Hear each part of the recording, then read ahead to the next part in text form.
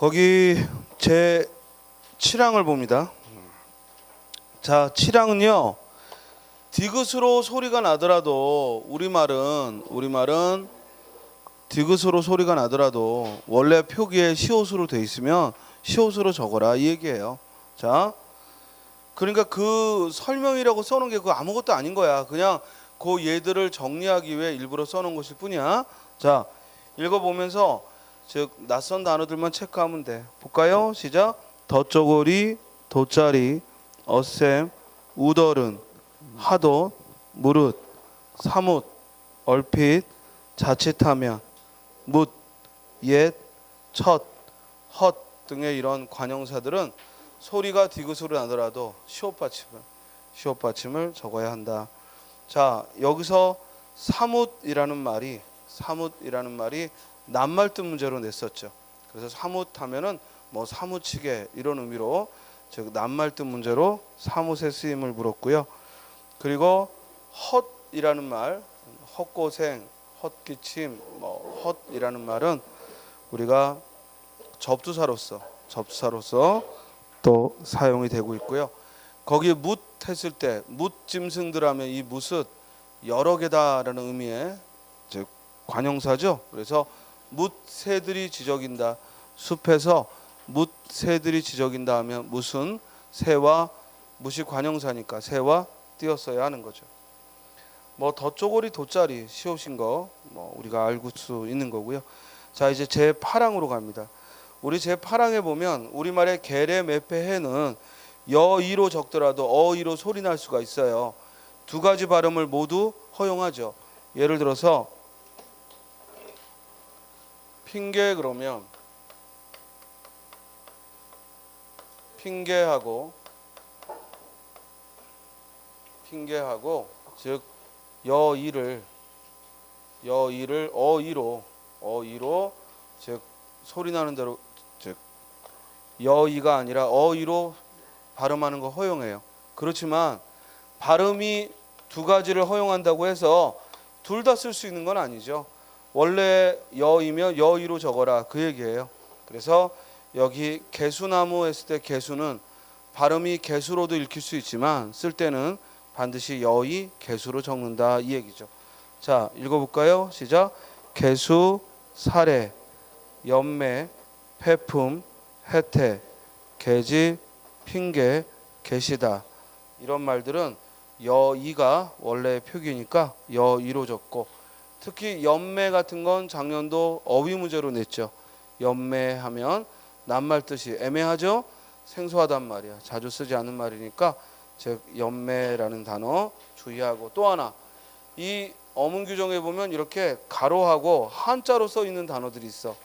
주로 두음 법칙과 관련되거나 아니면 활음조와 관련된 단어들 또 여기 제 8항에서 보듯이 이런 단어들은 한자가 이렇게 써 있다고. 이런 건 한자 도금 문제로 낸단 말이에요. 그러니까 한자도 눈여겨봐야 돼요.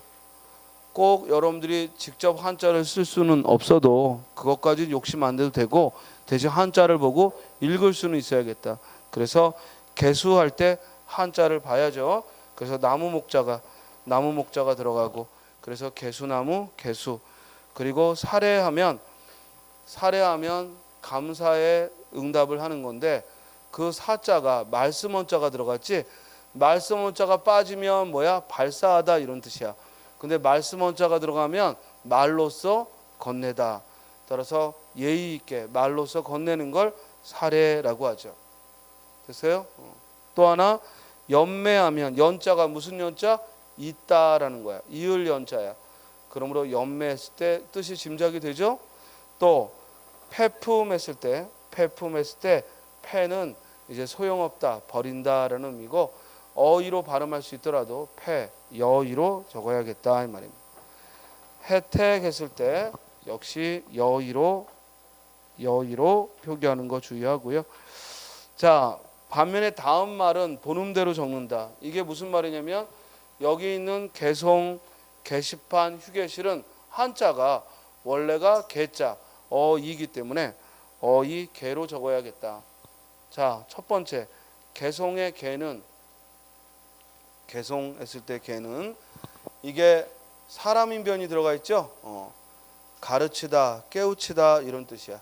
그래서 개송하면 이 불교에서 가르침을 주기 위해, 부처님의 가르침을 주기 위해 부르는 노래가 바로 개송이야. 그러니까 부처님의 깨달음이나 가르침을 노래로 묶어놓은 게 개송이라고. 이해돼? 우리 교회에서 예수님 찬양하기 부르는 노래를 뭐라고 그래? 찬송이라고 하지. 그러니까 개송하면 부처님의 깨우침을 담은 노래를 개송이라고 불러요. 우리가 부처님은 먼저 깨우친 자고 예수님은 하나님의 아들이고 서로 성격이 달라요. 그러니까 예수는 하나님의 아들이니까 예찬해야 될 대상이지만 부처는 하나님의 자식이라는 의미가 아니라 우리 같은 사람인데 뭐야? 먼저 삶의 즉 희로애락을 모두 깨우친 자. 그래서 깨우친 사람의 말을 전한다 해서 개송이라고 표현해요. 게시판 할 때 개자를 보면 손수변이 들어가 있어요. 이렇게 손수변이 들어가 있어. 그러면 이건 걸다라는 뜻이야. 따라서 게시판 하면 무슨 뜻이야? 걸어서 보여주는 판때기지. 따라서 걸개자를 써서 게시판. 자, 휴게실 할 때 개자는 혀설자와 스스로 자자와 마음 신변이 들어갔어. 그럼 무슨 뜻이에요, 이건? 응? 휴게실 할 때 개자는 쉬다라는 얘기야. 쉬다. 마음 편히 쉬다라는 거야. 그래서 휴게실 하면 사람이 나무 옆에 기대고 있으니까 쉬는 거거든. 쉰다. 쉬는 장소를 휴게실이라고 한 거죠. 그래서 개자가 다 다르죠, 한자가. 그래서 한자 눈여겨보고 앞에 개송은 사람인변이 들어가 있고 두 번째 게시판의 개자는 손수변이 들어가 있고 그리고 세 번째 휴게실은 마음신변이 들어가 있다 하는 거 주의하고요. 제9항은요. 우리말의 의는 그때 소리에 따라 의로 발음나기도 하고 이로 발음나기도 하고 또 격조사 의는 애로도 발음나. 그러나 우리말은 소리가 달라지면 그 달라지는 대로 쓰는 게 아니라 원래 의면 의 그대로 쓰는 게 원칙이니까 특히 의의 경우는 발음이 달라지더라도 의모음 그대로 쓴다 이 뜻이죠. 자, 읽어봅니다. 시작.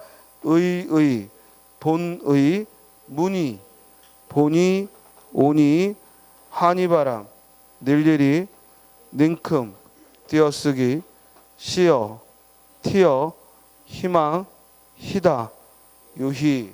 그래서 의와 본의, 즉 의는 분명히 발음이 의도 되고 이도 돼요. 의도 되고 의이도 되고 본이도 되고 본이도 되고. 그러나 문이처럼 아예 자음이 표기에 있을 때에는 이로만 소리 나지. 문이하고 이로만 소리 나. 그렇지만 소리가 이로 난다고 해서 이로 적으면 안 되고 원래 형태의 의면 의를 그대로 적어라 이 뜻이죠. 자, 이 중에 출제된 건 그 밑에 본이와 온이죠. 뭐 때문에 출제했지? 낱말 뜻 문제로. 그래서 본이 온이 낱말 뜻 문제로 출제를 했고 한이바람도 역시 낱말 뜻 문제로 출제를 했죠. 그리고 닐리리의 경우는 발음이 닐리리 하고 나니까 자기도 모르게 닐리리라고 이렇게 쓰기 쉬운데 맨 첫 글자 닐은 의모음이다. 따라서 닐리리 하고 첫 글자 의를 적어야 한다 하는 거 주의하고요. 자, 닝큼이라는 말이 나왔죠. 우리 닝큼이라는 말은 냉큼이라는 말과 같은 말이야.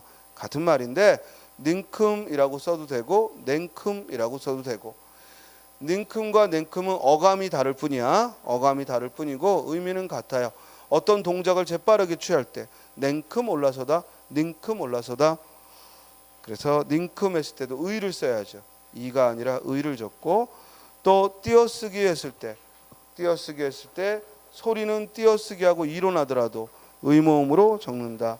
시어 티어의 경우도 자, 시어는 스이어의 줄임말인데 이때 두 가지가 가능하지. 즉 씌어 있다도 되고 또 뭐도 돼요? 쓰여 있다도 되고 그럴 때 발음이 씌어 하고 나더라도 표기에는 당연히 의를 적는다. 그러니까 당연한 얘기 써놓은 겁니다. 특별한 게 아니고 또 티어라고 했고 그 다음 희망 그리고 희다. 자 유희했을 때 유희했을 때의 희는 희극의 희자지만 희망했을 때의 희는 바랄 희자죠. 희망은 바란다는 의미고 유희는 즐기다. 희망은 바란다는 뜻이고 유희는 즐긴다는 얘기입니다. 자, 그래서 구항에 나와 있는 단어들 발음은 이로 손이라더라도 의로 적어야 하는 낱말들이었습니다. 다음에 이제 두음법칙과 관련된 게 제10항부터 제12항까지가 두음법칙과 관련된 건데요. 이건 문법 시간에 했던 걸 그대로 얘만 적어놓은 겁니다. 자, 먼저 10항을 봅니다. 즉 여뇨유니가 한자어 여뇨유니가 첫머리에 올 때는 두음법칙에 따라 여요유이로 적는다. 한자를 보면서 읽습니다. 기억만 올바른 표기죠. 그죠? 첫음절에서 한자어 여가 소리 안 나니까 여로 적어야 한다 이 말이죠. 읽어볼까요? 시작. 여자, 연세, 요소, 유대, 이토, 익명. 이 이토가 좀 생소한데 이 이자가 진흙 니자입니다. 그래서 이토 하면 진흙이고 이토 진흙이고 따라서 이토라고 적고 그리고 익명. 익명이라는 말은 이름을 숨겼다 이 말이죠. 익명. 이름을 숨겼다라는 익명은 이름을 드러내면 되는데 우리가 또 가명 이러면 가짜 이름이고 그 가명의 반대말은 뭐예요? 실명 또는 본명이라고 하는 거고 익명은 이름을 숨긴 거니까 이 반대는 그냥 이름을 드러내면 되는 거죠. 그러니까 본명이니 실명이니 하는 말은 뭐의 반대말이야? 가명의 반대말이지 익명의 반대말이 아니죠. 익명은 이름을 숨긴다는 얘기고 그 반대는 이름을 드러내면 되죠. 자, 제10항에 다만 다음과 같은 단어는 야녀를 인정한다. 그래서 양이라는 의존명사 뭐 금 한 양, 두 양 할 때 양, 또 양중 그리고 1년, 2년, 3년 연을 즉 두음법칙을 인정하지 않고 그대로 야녀로 표기한다. 또한 두음법칙은 첫머리에서만 적용되니까 첫머리 이외의 경우에는 본래대로 적는다. 이건 다 문법 시간에 했던 겁니다. 자, 읽어볼까요? 시작. 남녀, 당뇨, 결류, 은니. 이게 다 우리 시험에서는 뭐로 많이 낸다고요? 한자 도금 문제로. 그러니까 이 말의 올바른 한자의 도금은 이러면 여러분들은 한자 문제가 뛰어다니는데 한자 문제가 아니라 이거 두음법칙에 나오는 예들입니다. 그래서 한자를 눈여겨보면서 남녀, 당뇨, 결류, 은닉하고 읽어야겠다. 은닉 이렇게 읽는 게 아니라 은닉. 반면에 익명할 때는 닉명이라고 읽는 게 아니라 뭐야? 익명하고 읽는다는 얘기죠. 또 신여성, 공연불, 남존여비는 우리가 어떻게 공부했냐면 신여성은 뭐가 먼저 이루어졌다? 여성이라는 말이 먼저 이루어지고 신자가 앞에 왔고 공연불은 연불이 먼저 이루어지고 공자가 앞에 왔고 그리고 남존여비는 남존과 여비가 만나 이루어졌으므로 남존여비하고 표기하죠. 다음 부침 3회 한국여자대학 그리고 대한요소비료회사하고 둘 이상으로 이루어진 고유명사가 만들어질 때도 여자라는 말, 요소라는 말을 비록 첫음절이 아니더라도 두음법칙을 적용하여 표기한다 이 말입니다. 다음 제11항 리을을 쓰지 않고 첫 소리에 한자음 리을이 오지 않는 경우죠. 읽어볼까? 시작. 양심, 역사, 예의, 용궁, 유행, 이발. 그리고 몇 리나 가야 되느냐 할 때 거리를 말하는 리 그리고 그럴 리가 없다 할 때 이치를 따지는 리라는 의존명사는 두음법칙에 관계없이 리 그대로 쓴다라는 거죠. 자, 학교까지 몇 리냐 너희 집까지 몇 리냐 하고 그 거리를 말할 때 리 그리고 그럴 리가 없다 할 때 리가 이유를 말하는 한자어인데 한자어 리 그대로 적는다 이 말입니다. 그 다음 첫머리 이외에는 보는 대로 적죠. 한자를 보면서 읽습니다. 계량부터 시작. 계량, 선량, 수력, 협력, 사례, 혼례, 와룡, 쌍용, 하류, 금류, 도리, 진리 하고 즉 첫 음절이 아닐 때에는 본래대로 발음하여 적습니다. 다만 니은이나 모음으로 받침이 없는 모음이나 니은으로 끝날 때에는 열유를 열율로 적는다. 이건 공식 같은 거고 이미 공부했던 거죠. 그래서 나열할 때는 앞이 나 모음으로 끝났으니까 열 하고 적고 또 그 밑에 치열이 고르다 치열 뭐 치열하다 할 때 그 치열이 아니죠. 한자를 봐. 치자가 뭐야? 이 치자잖아. 따라 치열하면 치열이 가지런하다. 치열 또 분열하다. 그리고 선열. 그래서 니은 받침이 오거나 모음일 때에는 열율로 적는다. 비열, 규율, 비율, 실패율, 진열, 선율, 전율, 백분율 하고 모음이나 니은이 올 때는 열율로 적는다. 그런데 결국 니은 받침이 아닌 다른 받침의 경우 합격 그럼 뭐예요? 률. 또 성공하면 뭐예요? 률 하고 그 이외의 받침의 경우에는 본래대로 적는다. 이 얘기죠? 자, 그다음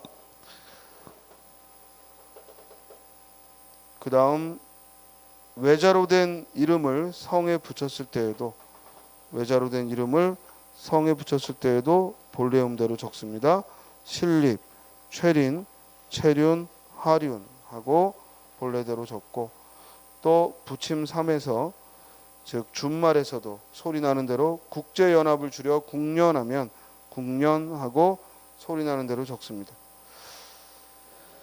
그 다음 부침 4에 보면 이제 역, 이용 하면 이용이란 말이 먼저 오고 역이 만들어졌으니까 역, 이용 또 연, 이율 그리고 열, 역학 그리고 해외 여행하고 적죠.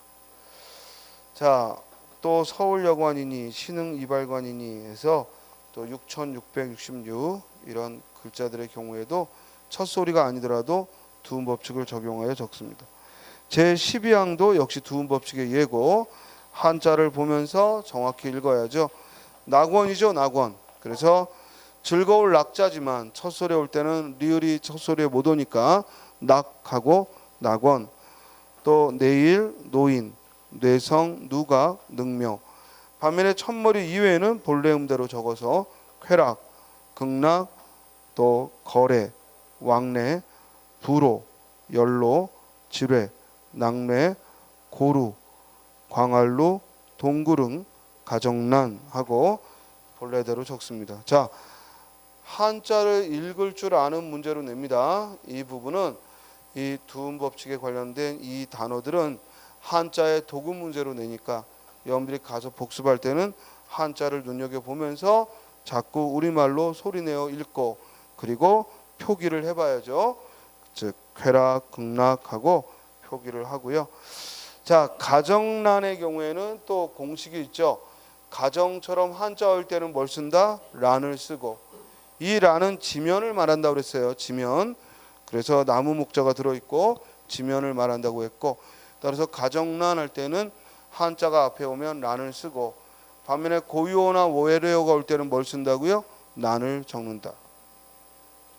그 다음 부침 2에 즉 역시 내내월 하면 먼저 뭐가 만들어져? 내월이라는 단어가 먼저 만들어지고 그런 다음 앞에 내가 그러므로 내월 하고 즉 두음 법칙을 뒤에도 레로 적지 않고 내 그대로 상노인 하면 노인이 먼저 만들어지고 상이 또 중노동 할 때도 노동이 먼저 만들어지고 중이 비논리적 할 때도 논리적이라는 말이 먼저 만들어지고 비가 왔죠. 자, 여기까지 즉 10항, 11항, 12항은 모두 두음 법칙과 관련되어서 한자의 도금 문제로 출제를 하니까 우리가 눈여겨보시고요. 자, 13항을 갑니다. 자, 13항에서요. 아까 우리 된소리가 날 때 된소리로 적는데 앞이 기역이나 비읍이 오면 된소리로 적지 않는다. 단 같은 단어가 겹쳐나거나 비슷한 음절이 겹쳐나면 같은 형태로 적는다라는 말을 이제 13항에 써놨습니다. 그래서 한 단어 안에서 같은 음절이나 비슷한 음절이 겹쳐나는 부분은 같은 글자로 적지요. 그런데 이 단어들의 공통점은 뭐냐면 모두 이런 규정을 같은 글자가 온다고 해서 같은 형태로 쓰는 건 한자어가 아닌 경우예요. 즉 한자어인 경우에는 서로 같은 글자가 오더라도 두음 법칙에 따라 첫 소리와 다음 음절이 달라질 수 있어. 그러나 우리말의 경우는 같은 글자가 겹쳐날 때 같은 형태로 적는데 문제는 한자어인데도 불구하고 같은 형태로 적는 게 얘가 달랑 3개지. 그래서 이 3개가 출제가 계속되는 거야. 그 3개가 뭐라고요? 연연불망, 또 하나 유유상종, 또 하나 누누이. 그래서 이 3단어는 한자음에도 불구하고 같은 글자가 겹쳐나니까 같은 형태로 적는 거야. 이 이외에는 한자어의 경우에는 같은 게 겹쳐나더라도 다르게 쓰지요. 예를 들어 늠름하다 하면 늠름하다 같은 글자인데도 다르게 쓰죠. 왜? 맨 앞에 늠은 두음 법칙을 적용받는 거고 두 번째는 적용을 받지 않고 원래대로 름하고 쓴 거야. 이해돼요? 또 염려불망 생각이 많아서 잊지 못할 때 염려불망 이렇게 적지 않고 그죠? 어떻게 적어야 돼? 염불망하고 적는다 이 말이야. 그러니까 거기 나와 있는 연염불망은 예외지만 염염불망은 예외가 아니기 때문에 이때는 두음 법칙에 따라 첫 소리는 염으로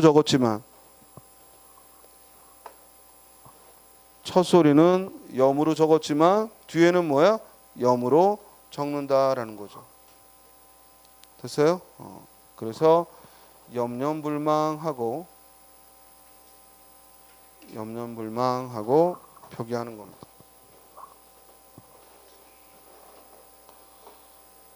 자, 그래서 13항은 연연불망, 유유상종, 누누이 즉 이 세 단어는 비록 한자음에도 불구하고 두음 법칙을 관계없이 같은 글자가 오니까 같은 형태로 적는 아주 예외적인 겁니다. 예외적인 거라 기억하셔야 되고요. 나머지는 모두 우리말이죠. 우리말이라 같은 음이 겹쳐나면 같은 형태로 적는다. 자, 읽어볼까? 딱딱부터 시작. 딱딱, 쌕쌕, 씩씩, 똑딱, 똑딱, 쓱싹, 쓱싹, 연연불마, 유유상종, 누누이, 꼿꼿하다, 놀놀하다, 눅눅하다, 밋밋하다, 싹싹하다, 쌉쌀하다, 씁쓸하다, 짭짤하다. 여기서 시험에 많이 나왔던 거 놀놀하다. 이게 발음이 놀놀 이렇게 되다 보니까 우리가 놀놀하다 이렇게 쓰기 쉽다고 주의하고 똑같이 놀놀이라고 적어야 되고 발음이 놀놀 이렇게 되다 보니까 놀놀하다라고 쓰기 쉬운데 주의하고 또 하나 밋밋하다. 이게 발음이 밋밋 그러니까 자기도 모르게 밋밋하다 이렇게 쓰기 쉽다고요. 밋밋하다가 아니라 똑같이 시옷 받침으로 뭐야? 밋밋하다 하고 써야죠.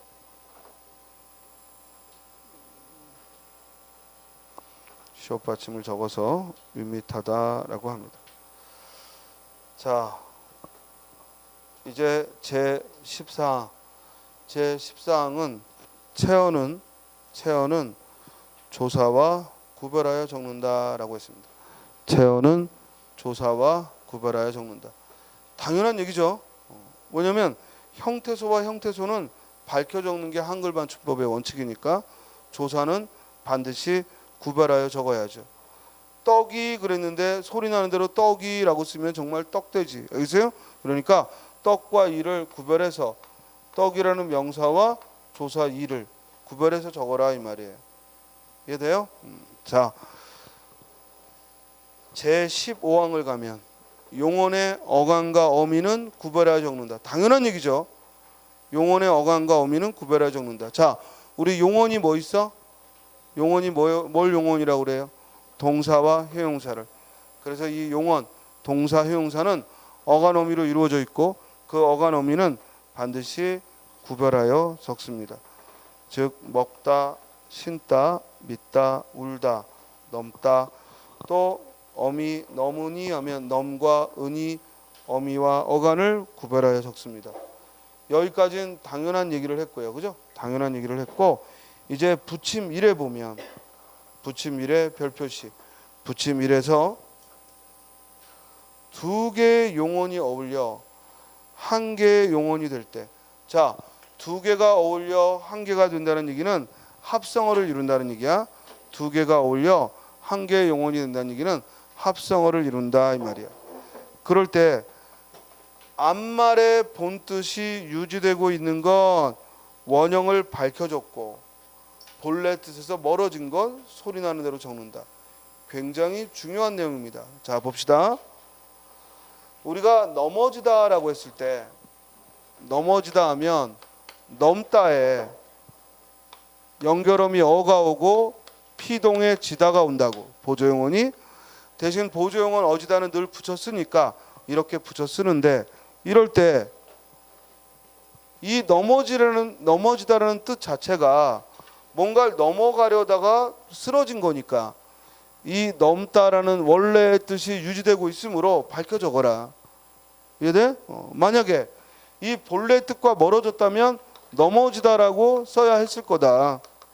알겠어요? 그러니까 이 말은 뭐냐면 두 개의 용언이 어울려서 하나의 합성어를 이룰 때 앞에 말이 원래 뜻을 유지하고 있을 때에는 밝히고 원래 뜻을 유지하고 있지 않다면 뭐야? 밝힐 필요가 없다. 그러니까 낱말 뜻을 알아야 결국 표기가 올바른지를 볼 수 있는 거지. 그러므로 넘어지다의 경우에는 그 낱말 뜻이 뭔가를 넘어가려다가 즉 쓰러진 거니까 넘어지다 하고 쓰고 넘어지다는 없는 말이죠. 그런데 쓰러지다라는 말을 보면 이게 쓸다에 어지다가 와서 쓰러지다라고 쓸지 아니면 소리나는 대로 쓰러지다라고 할지, 이때 쓰러지다는 분명히 처음부터 만들어진 말은 아닐 거고 넘어지다처럼 어지다가 와서 이루어진 말인 건 틀림없어. 그런데 이게 쓸다라는 말하고 관계가 없다는 얘기지. 이해돼? 쓰러지다라는 말은 뭐 빗자루를 쓸다, 이 쓸다하고는 관계가 없다는 거지. 그러면 밝힐 필요가 없다. 그 얘기를 써놓은 거예요. 그러면 이제 시험을 쳐야 하는 우리 입장에서 결론적으로는 뭐냐? 넘어지다가 맞냐? 넘어지다가 맞냐? 넘어지다가 맞다. 이러면 게임 끝나는 거야. 여러분들 보고 누가 설명하라고 안 해. 알겠어요? 그러면 이런 설명은 언제 필요한 거냐? 여러분들 시험장 갔는데 헷갈리는 거야. 이해돼요?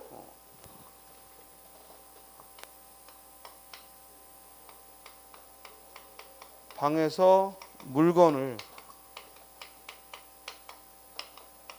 드러냈다. 물건을 드러냈다. 순간 헷갈리는 거야. 뭐가 맞는지. 이럴 때 필요한 거야. 물론 이럴 때도 물건을 드러내다 뭐 위에 거지 뭐 이러면 그냥 게임 끝난 거고. 그러면 설명도 떠올릴 필요가 없고. 알겠어요? 아 뭐 위에 거지 뭐 이러면 끝난 거라고. 그러나 이제 어떤 사람에게 이론이 필요하냐면 이게 헷갈리는 거야. 그럴 때는 지금 설명한 대로 이 문장에서 들다와 관계가 있는가? 분명히 물건을 들어서 내놓는 거니까 관계가 있으니까 아 위에 거겠다 이렇게 판단할 수 있다는 거죠. 이해되세요? 그러나 시험장에서 그렇게 판단하면서 문제 풀면 이미 글러먹었어요. 왜? 한 문제 푸는데 너무 오래 걸려요. 그냥 시험장에서 뭐야 딱 보고 방에서 물건을 드러내다 아 위에 거지 뭐 아래 건 틀렸지 뭐 범인이 드러났다? 아래 거지 뭐. 이렇게 빨리빨리 해야 돼. 그저 결과적으로는 이론이라고 할 것도 없고 이론을 기억할 필요도 없어. 다만 요즘 시험에서 추세가 어떤 낱말을 설명하는 게 맞냐 이런 걸 묻는 문제가 나오기 때문에 지금 공부하는 거야. 예를 들어 쓰러지다가 맞고 쓰러지다는 틀렸다라고 이렇게 잘못했다면 설명 볼 것도 없이 그건 틀린 설명이지. 그러나 쓰러지다가 아니라 쓰러지다인 이유는 이 단어가 쓸다라는 말과 쓸다라는 원래의 뜻과 관계가 없기 때문에 쓰러지다라고 쓴 거다. 이렇게 설명했다면 얘도 맞고 설명도 맞은 거지. 됐어요? 자, 그래서 앞말의 뜻이 유지되고 있는 단어는 다음과 같이 밝혀졌고, 그러나 본래 뜻에서 멀어졌을 때 드러나다, 사라지다, 쓰러지다는 소리나는 대로 쓴다. 지금도 봐. 드러나다라는 말하고 드러내다는 달라요. 달라요. 드러내다가 있고 드러나다가 있죠. 드러나다는 어떤 경우에 써요? 감추었던 사실이 드러났다. 그때는 무슨 사실을 들다 이런 의미하고는 관계없으니까 드러나다라고 쓰는 거지. 자, 항상 낱말의 뜻은 처음에는 사절을 통해 설명을 읽지만 나중에 그걸 기억을 할 때는 가까운 예로 즉 암기해서 쓴다. 알겠죠? 암기해서 구별한다. 자, 넘어지다부터 이제 낱말 뜻 생각하면서 읽어보되 내가 낱말 뜻을 알기 어려운 것만 주의하시면 돼요. 자, 읽어봅니다. 시작. 넘어지다. 시작.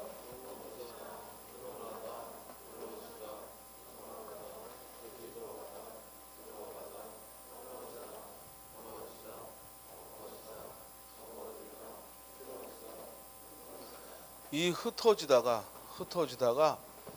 여러 번 시험에 나왔어. 이게 잘못하면 소리 나는 대로 흩어지다라고 오해할 수 있는 게 우리말에 흐트러지다라는 말이 또 있어요.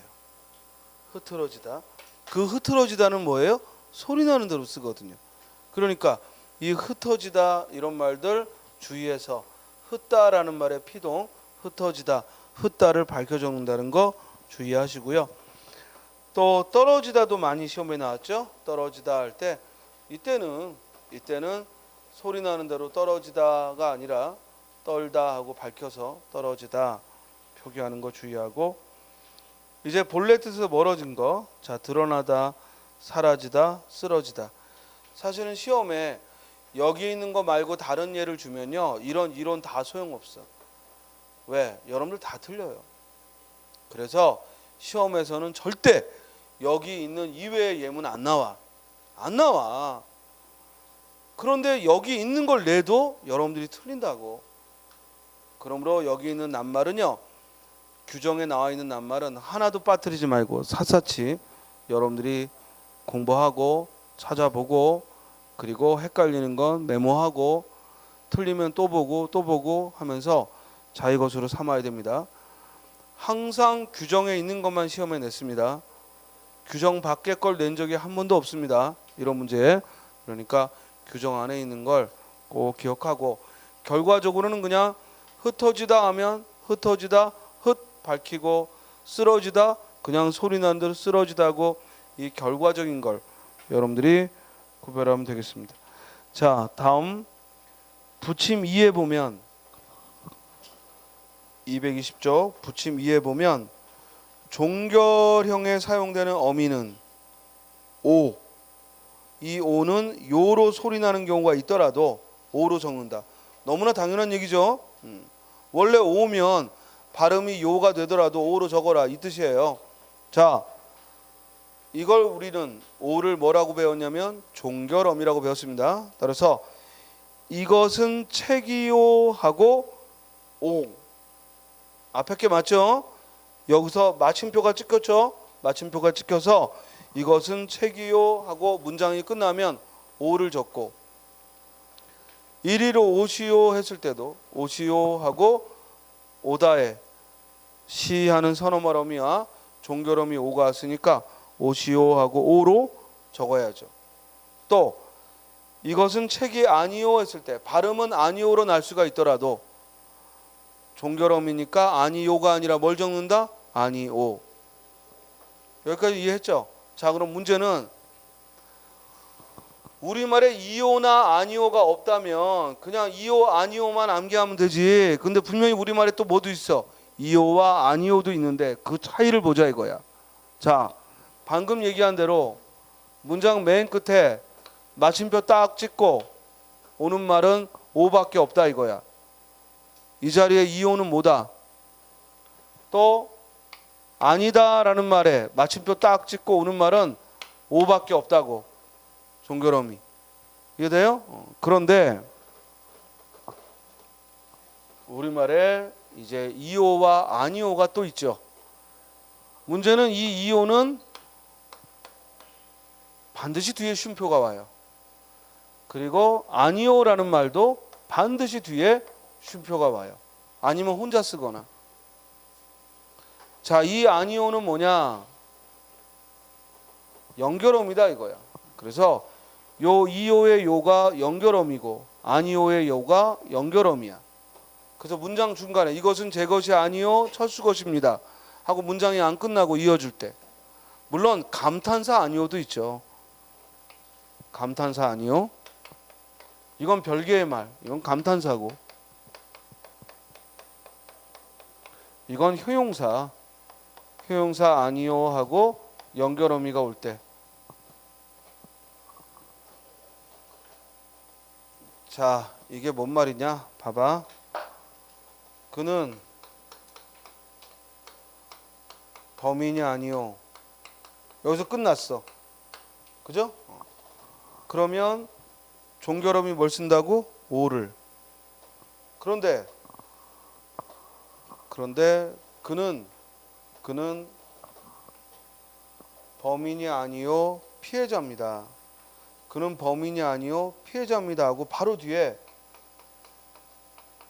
그가 피해자다. 피해자이요 피해자입니다. 이런 말이 오면 그러면 이때는 문장이 안 끝나니까 아니요 하고 쉼표가 온다 이 말이야. 그는 범인이 아니요 피해자입니다. 이해돼요? 그리고 감탄사 아니요가 있죠. 이건 뭐냐면 문장 맨 앞에 네라는 말의 반대말로 뭐야? 아니요 하는 감탄사가 있죠. 자, 그래서 우리말의 이오와 이오의 구별, 그 아래 붙임 3에 있듯이 이것은 책이요 저것은 붓이요 하고 이오는 연결할 때 사용하는 것이고, 그 다음 아니오는 역시 연결하는 의미로 메모해요. 이거 예문이 없으니까. 연결하는 의미로 그는 범인이 아니요 피해자입니다. 이런 예문. 그는 범인이 아니요 피해자입니다. 이럴 때 문장 중간에 오는 요는 연결어입니다. 그는 범인이 아니요 피해자입니다 하고 쉼표가 와야 돼. 만약에 그는 범인이 아니요 하고 문장 끝났다면 오가 와야 되고, 지금 그 얘기예요. 문장이 끝났으면 종결음이 오가 와야 되고, 문장이 끝나지 않고 다음 문장을 이어주고 있으면 연결음이 요가 오는 거고. 그렇죠? 그리고 또 아니오에는 어떤 단어가 있다? 감탄사. 문장 맨 앞에 철수야 밥 먹었니? 아니요 아직 안 먹었습니다. 철수야 밥 먹었니? 아니요 아직 안 먹었습니다 하고 문장 맨 앞에 오는 아니오는 감탄사죠. 그러나 여기 그는 범인이 아니요 피해자이요, 이럴 때 아니오는 품사가 뭐야? 효용사고, 이건 아니다 효용사고. 그죠? 문장 맨 앞에 아니요 하고 대답하는 말, 이때 감탄사고. 됐습니까?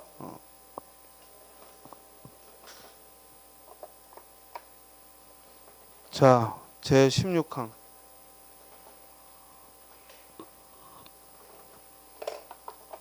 어간의 끄듬절 모음이 아나 오일 때, 이때 어미를 아로 적고 그 밖에 모음일 때는 어로 적는다. 뭐 설명한 거야 이거? 모음조화 설명한 거죠?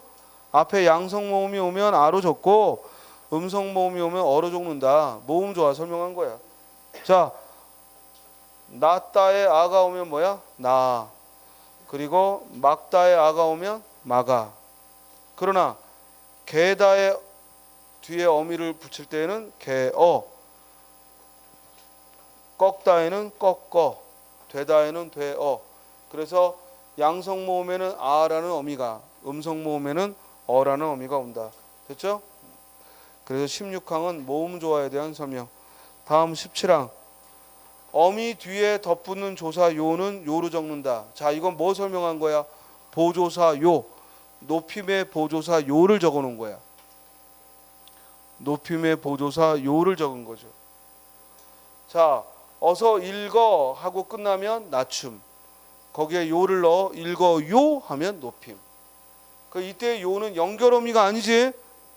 우리 조금 전에 15항 붙임에서 공부한 건 요라는 이요 아니요 하는 요라는 연결어미를 공부한 거고, 지금은 문장 맨 끝에 오는 뭐야? 보조사 요를 공부하는 거야. 보조사 요는 완전한 문장 뒤에 요를 붙이면 높임이 되고 해요체의 문장이 되고, 요를 빼면 해체, 낮춤이 되는 거지. 자, 읽어 하고 끝내면 문장이 낮춤이 되는 거고, 읽어요 하면 높임이 되고, 참으리 하면 낮춤이고, 참으리요 높임이 되고, 좋지 하면은 낮춤이 되고, 좋지요 하면 높임이 되는 거죠.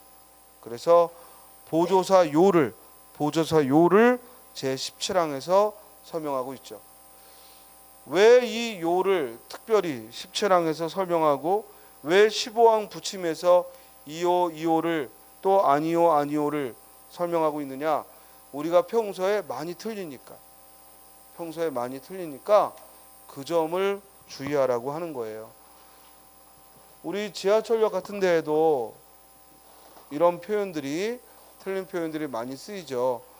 자, 우리 구청이나 이런 데 갔을 때 앞에 어서 오십시오 라고 써야 할지 어서 오십시오 라고 써야 할지 공부 안 했을 때는 헷갈린다고, 또 눈여겨 안 봤고, 그죠? 그런데 이제 우리가 공부했으니까 눈여겨보면 종결어미는 오라고, 따라서 어서 오십시오 종결어미를 써야죠. 근데 요는 높임의 보조사라고. 그러면 분명히 요도 맨 끝에 올 수 있는데 높임의 보조사가 올라오면 이 요를 빼고도 뭐가 돼야 돼? 문장이 완전히 끝나야 돼. 근데 어서 오십시 안 끝났잖아. 그러니까 요는 못 온다는 거죠. 그죠? 그러나 어서 오십시 하고 안 끝났으니까 종결어미 뭘 쓴 거야? 오를 써서 어서 오십시오 하고 쓴 거죠. 이해했어요? 자, 그러나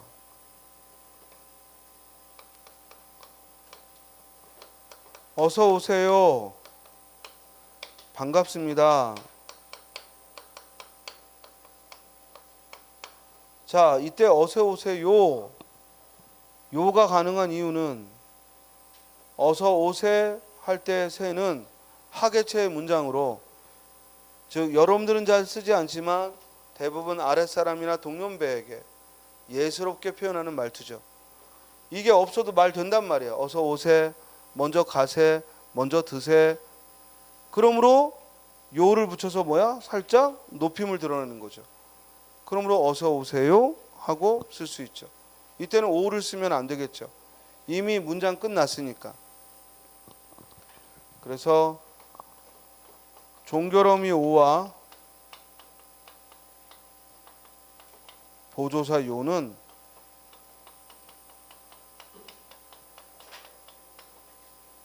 보조사는 앞에 완전한 문장이 오고 종결어미 오는 앞에 뭐야? 어간이나 선어말 어미가 온다라는 거죠.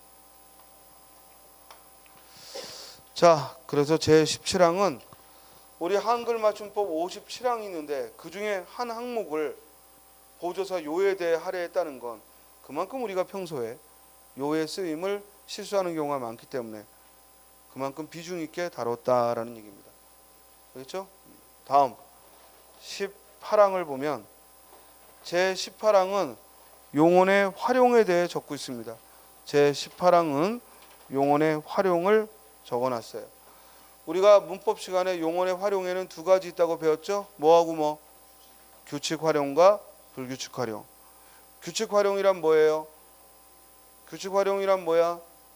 용언의 활용이 예외 없이 모든 단어들에 적용되는 걸 규칙 활용. 불규칙 활용은 일부 단어에서만 활용이 일어날 때 불규칙 활용이라고 했어요. 거기 첫 번째 어간의 끝 리을이 줄어드는 건 어떤 단어에서나 일어나는 리을 받침이 들어가는 단어라면 어떤 단어에서나 일어나기 때문에 리을 탈락은 규칙이다라고 배웠습니다. 갈다라는 말이 뒤에 어미 니가 와서 가니 리을이 탈락하는데 이건 리을 받침 들어가는 단어는 모두 그렇다는 얘기지. 놀다 노니, 불다 부니, 둥글다 둥근이. 또 비읍니다가 올 때도 갈다 갑니다, 놀다 놉니다, 불다 붑니다. 절대 가릅니다, 부릅니다라고 하지 않고 지금 18항 보고 있어. 18항 1번 즉 둥글다 둥굽니다. 그래서 비읍니다가 올 때 또 리을이 다 탈락해. 그러니까 리을 탈락은 리을 받침 들어가는 말은 똑같이 활용하니까 리을 탈락은 규칙 활용이다라고 했고, 그리고 이때 어간에 리을 받침 들어가는 말은 결국 니은으로 시작하는 어미가 오거나 비음 니다가 오거나 또는 종결어미 오가 오면 리을이 탈락한다. 어서 밭을 가오, 빨리 가서 노, 맘껏 노, 노루오가 아니지, 맘껏 노. 그리고 바람이 부오, 얼굴이 둥구오, 성격이 어지오 하고 어지오, 둥구오, 부오, 노, 즉 가오 하고 리을이 탈락한다 이 말입니다. 또 다음과 같은 단어도 리을을 탈락한 대로 쓰기로 했죠. 마지못하다라는 말.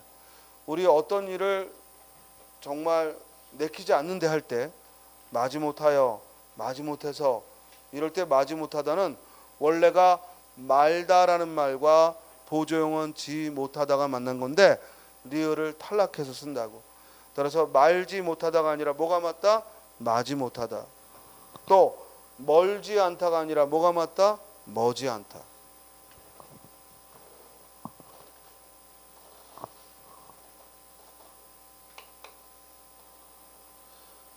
자, 머지않아라는 말은 머지않다, 머지않아라는 말은 아예 한 단어고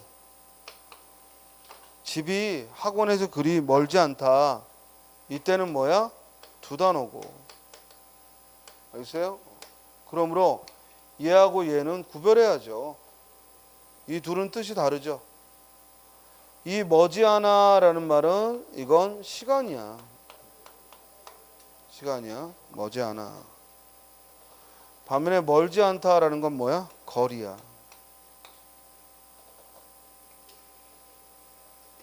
됐어요?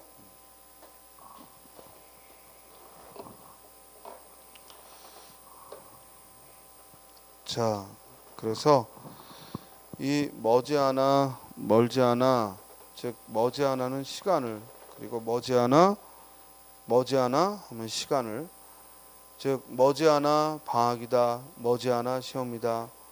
반면에 멀지 않다는 띄었어야 되고 멀다와 않다를 띄었어야 되고 이때는 거리를 말합니다. 자, 또 뭐뭐 하다마다 할 때 뒤에 마다가 원래 말다에서 온 말이거든. 그런데 리을을 빼고 마다라고 적는다는 얘기야. 그러니까 여러분들은 결과적으로 뭐뭐 하다마다 하고 기억하면 되고, 대신 조심할 건 이 뭐뭐 하다마다라는 이 말은 나중에 표준어 공부하면 뭐하고 똑같아? 뭐뭐 하고 말고 하고 똑같죠. 따라서 이 뭐뭐 하고 말고는 리을이 들어가지만 뭐뭐 하다마다는 리을이 빠지죠. 고맙다마다 고맙고 말고 똑같은 말이거든. 고맙다마다 고맙고 말고 똑같은 말이거든. 그럴 때 고맙다마다 할 때는 리을이 빠지지만 고맙고 말고 할 때는 리을이 들어가죠. 복수표준어예요. 뭐뭐 하다마다와 뭐뭐 하고 말고는 복수표준어. 또 뭐뭐 하자마자, 그리고 뭐뭐 하지 마라, 또 뭐뭐 하지 마. 그런데 이 뭐뭐 하지 마라, 뭐뭐 하지 마는 이번에 추가됐죠? 이번에 추가돼서